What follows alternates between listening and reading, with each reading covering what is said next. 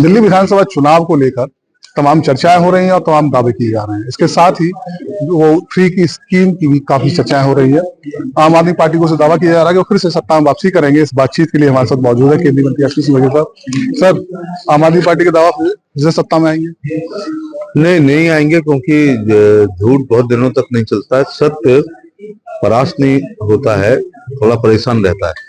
तो दिल्ली में भारतीय जनता पार्टी की सत्यता थोड़ी परेशान रही है, परास्त नहीं हुई है। इस चुनाव में केंद्र सरकार की कल्याणकारी योजना है, बूथ अध्यक्ष से लेकर राष्ट्रीय अध्यक्ष की मेहनत की पराकाष्ठा से, मोदी जी के व्यक्तित्व कर्तृत्व से दिल्ली राज्य में भारतीय जनता पार्टी पूर्ण बहुमत की सरकार उसी तर्ज पर बनाएगी जिस तर्ज पर हरियाणा में लोग नहीं मान रहे थे बनी, महाराष्ट्र में नहीं मान रहे थे बनी, मध्य प्रदेश में नहीं मान रहे थे बनी, और छत्तीसगढ़ में लोग नहीं मान रहे थे और बनी, और उड़ीसा में नहीं मान रहे थे बनी, और उत्तर प्रदेश में 9 बाई इलेक्शन में 7 पर भारतीय जनता पार्टी की जीत इस बात का प्रतीक है कि मोदी जी के नेतृत्व में लोगों की आस्था विश्वास और ज्यादा बढ़ा है, और डबल इंजन की सरकार ही राज्यों का भला कर सकती है।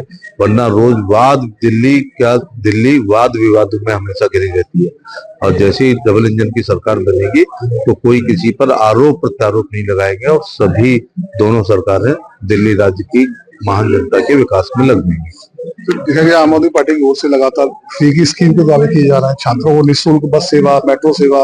अभी उन्होंने कहा है कि जो किराए पर जो लोग रह रहे हैं दिल्ली में, उनको भी मुफ्त बिजली का लाभ मिलेगा।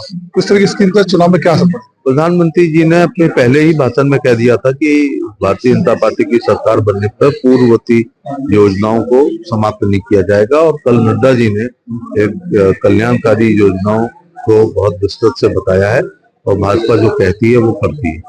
लोकसभा चुनाव में देखा गया था विपक्ष का एक गठबंधन बना था जो विधानसभा चुनाव में अलग अलग नजर आ रहे हैं, एक दूसरे सामने चुनाव की तैयारी कर रहे हैं। इस पर क्या? कई बार किसी लोकप्रिय नेता के खिलाफ हमारा दुश्मन का दुश्मन हमारा दोस्त के सिद्धांत पर दुरुस्त संधियां होती हैं। तो जिस प्रकार से 14 में पूर्ण बहुमत की सरकार आई, यूपी में 17 में आई, फिर 19 में केंद्र में आई, फिर 22 में राज्य में आई, तो उससे घबरा करके विपक्षी दलों ने एक आपस में गठबंधन किया था जो नेतृत्व विहीन था और सिद्धांत विहीन था। इसलिए इंडी का गठबंधन के दीवार की ईंटें धीरे धीरे सरकने लगी। सर, बात करेंगे महाकुंभ की, जो देश में चर्चा है, लाखों करोड़ों लोग वहां पहुंच रहे हैं। समाजवादी पार्टी के मुखिया अखिलेश यादव ने अभी गंगा स्नान किया, कुंभ में भाग लिया है। काफी चर्चा हो रही है। जैसे 40 करोड़ लोगों ने स्नान करेंगे, वो ऐसे ही एसपी सिंह बघेल या अखिलेश यादव या राहुल गांधी या सोनिया गांधी हैं।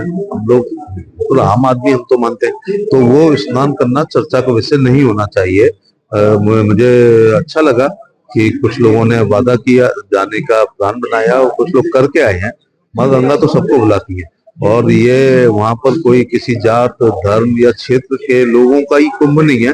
कुंभ में तो अंतरराष्ट्रीय अब होता जा रहा है कि विश्व के तमाम देशों के लोगों ने आस्था की डुबकी लगाई है। ये बात यह है कि कुछ लोग दिल से लगाते हैं, कुछ दिमाग से लगाते हैं।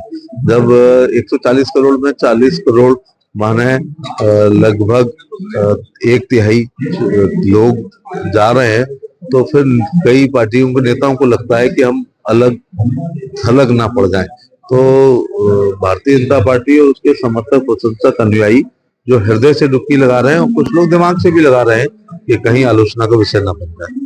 धन्यवाद सर बात करने के लिए। हमारे साथ थे केंद्रीय मंत्री आशीष सिंह बघेल साहब, जिन्होंने दिल्ली चुनाव और महाकुंभ को लेकर खुलकर बात की, और साथ ही दिल्ली चुनाव को लेकर दावा किया है कि डबल इंजन की सरकार के तौर पर दिल्ली में भाजपा की वापसी होगी और विकास कार्यों को सुचारू किया जाएगा।